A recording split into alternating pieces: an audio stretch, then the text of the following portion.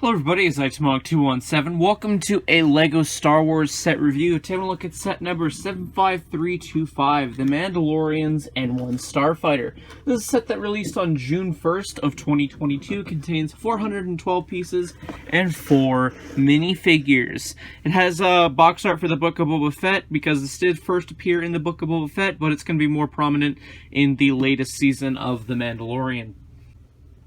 So here is the Mandalorian's N-1 starfighter. This is quite a large build. For those wondering, this is about the same length and about width as the Razor Crest that released in 2021. So definitely a big, bulky set. It's got a lot of intricate looking pieces, such as the paddleboard piece, as well as the grapple piece. Just a lot of good part usage with this set overall. Definitely looks like the N-1 starfighter. However, let's go on with one of my first issues. When you're picking up the build, this back end of it is the easiest thing to pop off of the build. Like, it's just the way that you wiggle it around. It's not a good connection. I've seen a few mods for how you can improve this, but it's still something that's like, come on, LEGO. Should have been better. Anyway, it feels quite well. You get a good grip on it. It feels decently sized. You do have this area at the back that does feel a little bit weak, which I get it's supposed to be an unfinished, slapped together version of an N-1 starfighter. Definitely pulls off that look, but I feel like with this, like, I don't know, if you guys can see how well this is bending, this could easily be snapped. If you're trying to, like, it's falling off the shelf and you're trying to grab at something, you know, that's gonna easily snap. I'm not sure if I'm a huge fan on this little point at the end being little rubberized dual molding. So, plus the coloring looks a little bit off to me. Might not show up on camera, but just to give you guys an idea. Anyway, let's go over, I guess, the only play feature with this set. So, it includes a spring-loaded shooter, and with the spring-loaded shooter, you have to load it in at the very bottom underneath there, and you just push the included spring-loaded shooter in, like so. That thing is going to flip up a little bit. That is a sticker, just to have that noted. But anyway, speaking of stickers real quick, that is another one. I do believe you only have like 3 stickers in this set, but anyway.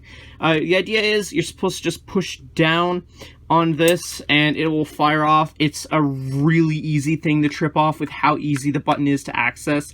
I've had so many times where I pick this up and I accidentally trip that off and it fires it, so I just don't recommend displaying it with this. It's too easy to trip off.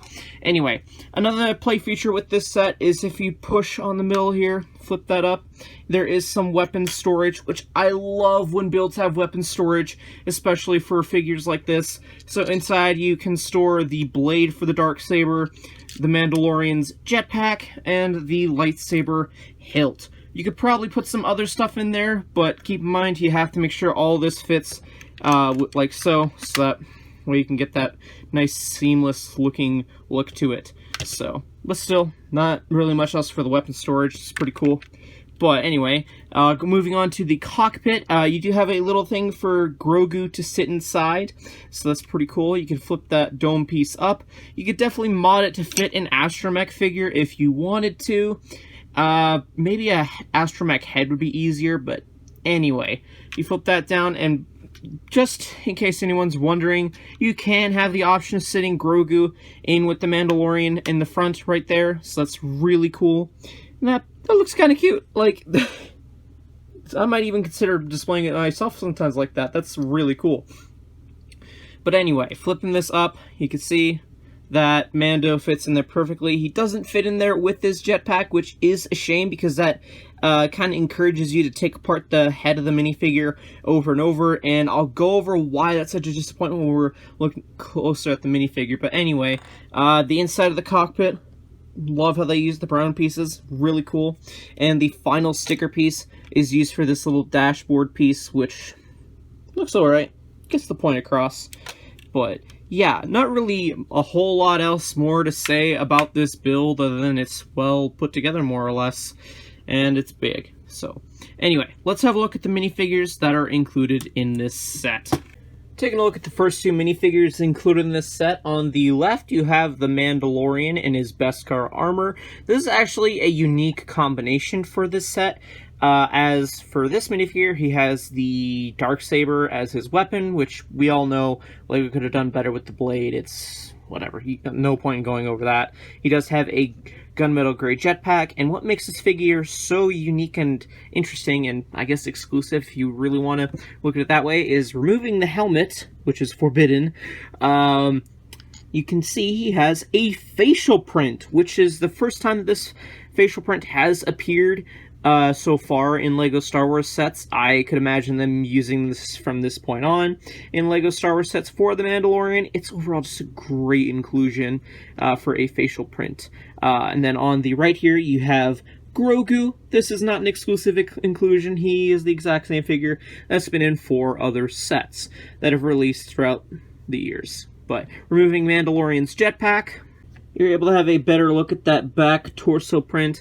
And again, what I was mentioning on earlier with why this is such a pain with you to have to remove the jetpack on and off in order to fit the minifigure in there is because it will loosen the head over time and just overall cause wear and tear. So I guess just maybe go out of your way to buy a second copy of the minifigure. Anyway, let's move on to the second set of figures included in this set. For our next 2 minifigures, on the left we have, I'm going to be butchering the name here, Pelimoto. She is currently, as the time of this recording, an exclusive minifigure just to this set, and it is also her first appearance in minifigure form. I'm not sure if I agree with the hairpiece. It looks a little bit too nice looking. Not as curly as she appears in the show. But, oh well, it's a nice new hairpiece. She has a wrench as her accessory, and she does use that belt piece in a dark brown.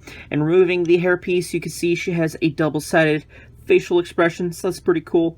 And on the right here, you have a brand new droid mold for a BD droid.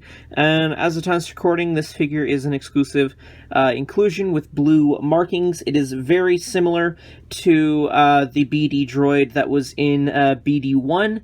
That was also released in 2022, but it has red markings. Anyway, not much else to say about these 2 figures, so let's have a look at what else is included in this set. Alright, so taking a look at the instructions, you have this very poor rendition of the set for the front cover. Lovely. Then you flip it open, it tells you about the digital building instructions, which you can use using the QR code.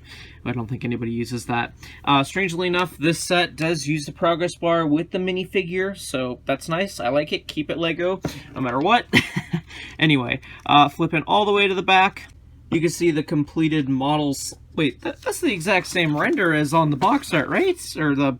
yeah, that looks pretty similar. What the heck, LEGO? Anyway, sorry.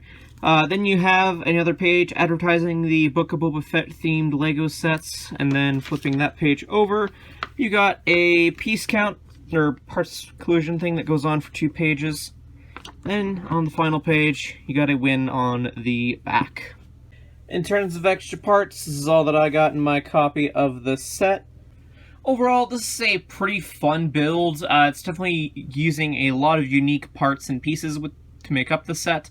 There are a few stability issues I have with this set that I previously pointed out, whether it be the minifigure head or the back of the build.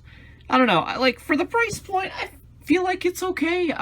Probably be better to get it with some sort of thing added onto it, because again, this definitely feels like unfinished product, which again, I get is the point of it, of the look of it, but I feel like it affects the build a little bit. So, pick this up if you're wanting to get your hands on, at the time of this recording, these 2 exclusive minifigures, and I'm willing to bet that facial print will be used in other sets, so, I don't know. Pick it up if you really, really like this build. Anyway, those are more or less my thoughts, I guess. Let me know yours in the comments section down below. If you enjoyed this review, hit that like button, subscribe, all that fun stuff. Anyway, thank you everyone so much for watching, and I'll see you all in a future video. Until then, I'll see you later.